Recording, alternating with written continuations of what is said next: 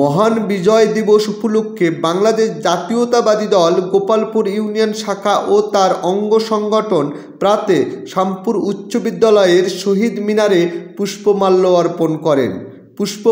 অর্পণ করেন গোপালপুর ইউনিয়ন বিএনপির ভারপ্রাপ্ত সাধারণ সম্পাদক আমজাদ হোসেন, ইউনিয়ন বিএনপির সাংগঠনিক সম্পাদক ও বদরগঞ্জ উপজেলা শাখার আহ্বায়ক কমিটির সদস্য জান্নাতুল ফেরদৌস, বাংলাদেশ জাতীয়তাবাদী কৃষক দল গোপালপুর ইউনিয়ন শাখার আহ্বায়ক আশিকুর রহমান, কৃষক দলের সদস্য সচিব মাহফুজা রহমান,